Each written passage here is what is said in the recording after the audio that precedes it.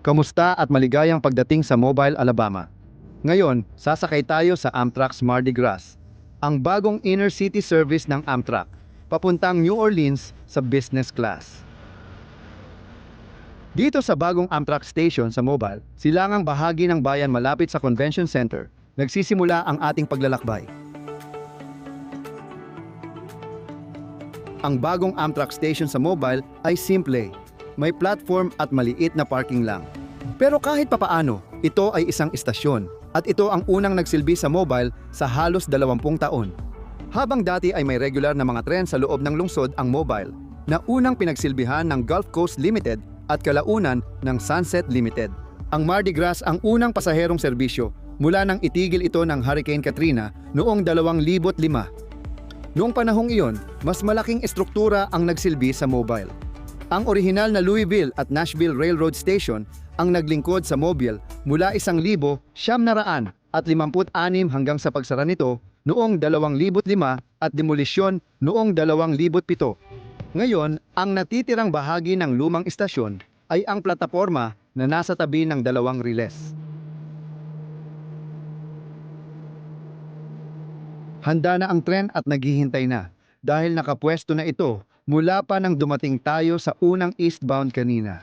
Ang tren ng Mardi Gras ay may 3 bagon, 2 amplit 2 at 1 amplit 1 business cafe car sa gitna ng 2 lokomotibo.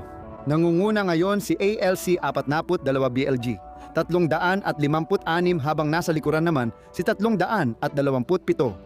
Lahat ng 3 bagon ay pininturahan sa bagong Amtrak Phase 7 na kulay.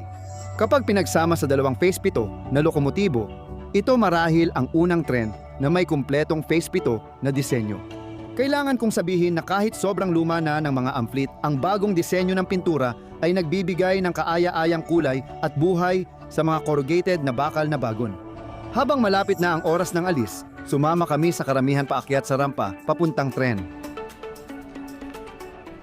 Ang business class ng tren ay nasa likod ng business cafe car ngayon. Kahit limitado ang mga upuan, mas gusto ko pa rin ito kaysa sa karaniwang amplit isa business class coaches dahil mas malapad at mas komportable ang mga armchair dito.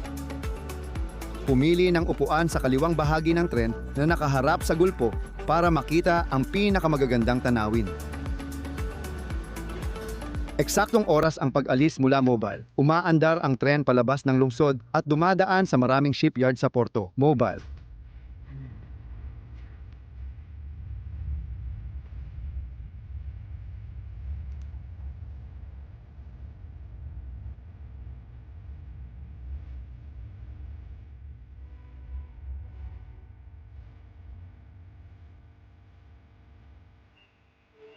Ang business class ng Amtrak Mardi Gras ay 2 beses. Isa ang upuan. Bawat upuan ay may halos 1 talampakang legroom sa pagitan ng iyong tuhod at ng susunod na hanay na may sapat na espasyo sa ilalim ng upuan para iunat ang mga paa.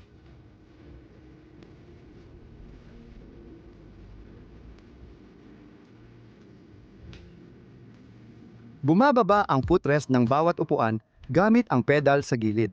Kahit may dagdag na legroom, masyado pa ring dikit ang mga hanay para maging kapaki-pakinabang sa aking 6 tuldok, 3 talampakang taas.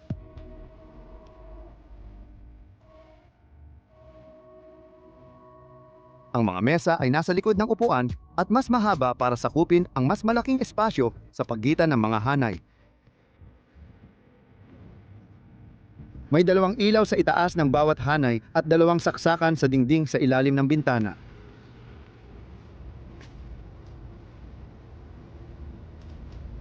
Maganda ang upholstery ng mga upuang ito.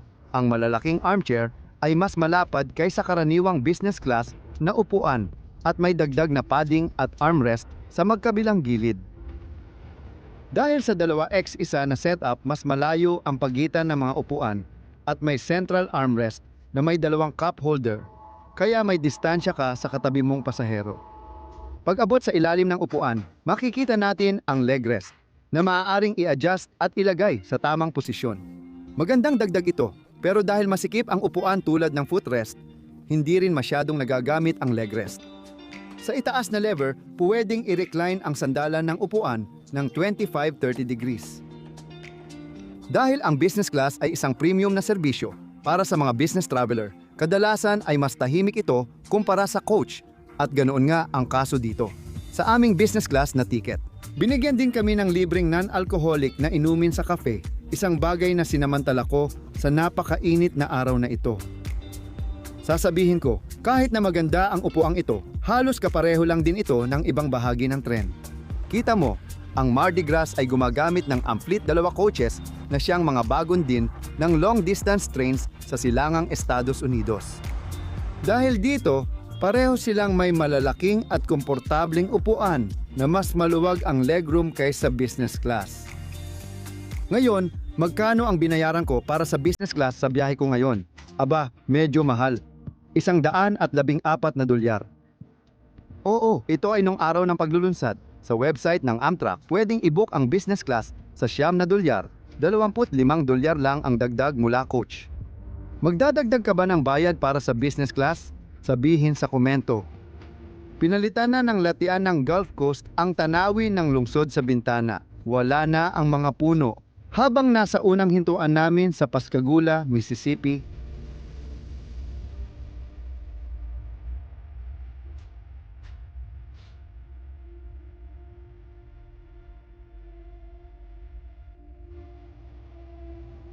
madalas makita ang oil rig sa baybayin ng Gulf Coast.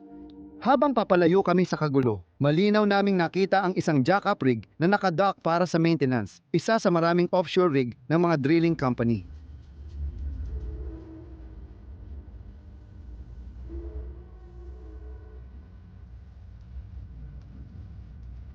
Sa kanluran ng Pascagoula, biglang lumawak ang tanawin. Halos katabi ng tubig ang mga riles, kaya malaya naming tanaw ang Gulf.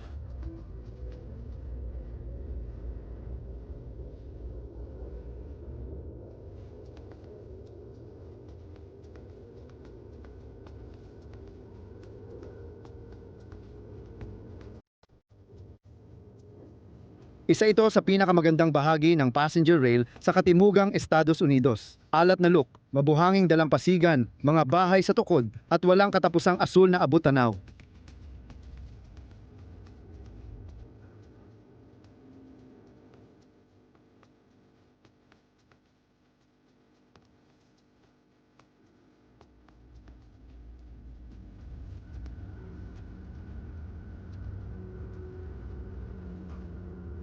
Habang dumadaan kami sa Biloxi Bay, may nakakatakot na ulap ng kulog na dahan-dahang lumilitaw mula sa silangan, dramatikong pinapaliwanag ng papalubog na araw.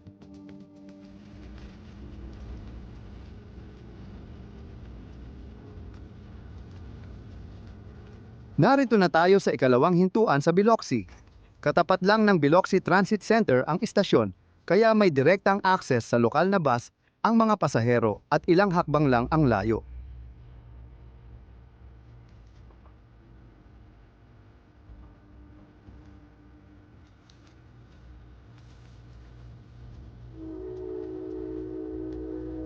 Ang banyo ng business cafe car ay nasa likod ng kotse. Maluwag at accessible ang pasilidad na may lababo, sabon at produktong papel na nasa dulo ng silid.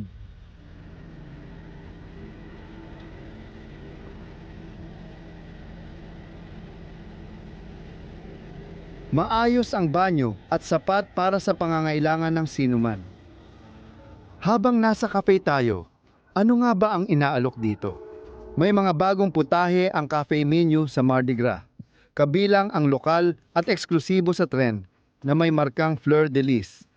Sa kasamaang palad, limitado ang supply noong pagbubukas, kaya agad naubos ang eksklusibong pagkain. Gusto ko sanang maghapunan, pero nagtiyaga na lang ako sa turkey at cheddar sandwich na $9. Habang naghihintay ng pagkain, tumigil kami sa ikatlong intermediate station sa Gulfport.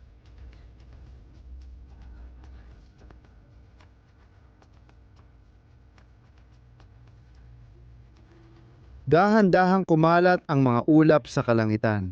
Pagdating sa Bay St. Louis, sinalubong kami ng mga pasahero, tagahanga ng tren, at masiglang miyembro ng komunidad.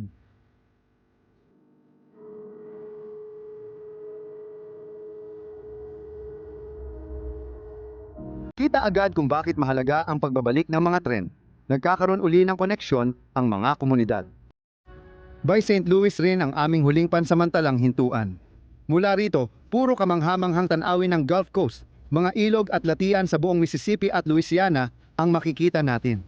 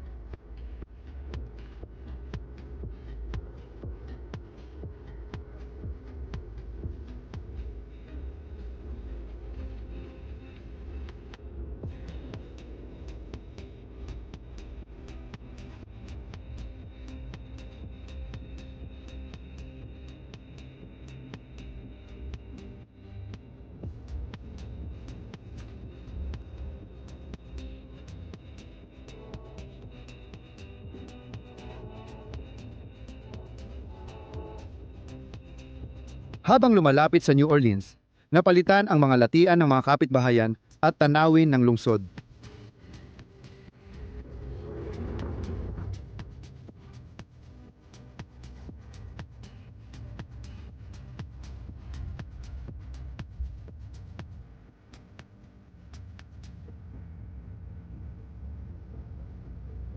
Liliko tayo sa hilaga ng Greenwood Cemetery at dadaan sa Caesar Superdome, ang tanyag na palatandaan ng mga tren papasok sa lungsod.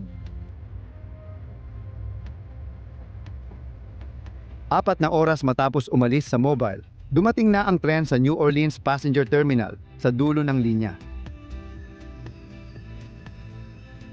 Ang Mardi Gras ay ang matagal ng kailangan ng Gulf Coast. Sa wakas, muling konektado ang Mobile at New Orleans sa maaasahang intercity service. Kamangha-mangha makita ang lahat ng mga komunidad sa daraanan. Tinatanggap ang tren ng bukas palad. Niyayakap ang tiyakong magiging mahalagang paraan ng transportasyon sa kahabaan ng koridor. Sa huling sulyap sa Mardi Gras ng Amtrak, papasok na tayo sa istasyon at tatapusin ang video ngayon. Sa susunod na linggo, babalik tayo sa Switzerland para sumakay sa Bernina Express. Ang Bernina Express ay nag-aalok ng ilan sa pinakamagandang tanawin sa Europa at maging sa mundo. Mula sa mountain pass at panoramic na bintana hanggang sa paikot-ikot na viaduct at asul na mga lawa, lahat ito ay nasa Bernina Express. Maghanda para sa bagong pakikipagsapalaran habang maglalakbay tayo mula Switzerland patungong Italia sa Bernina Pass.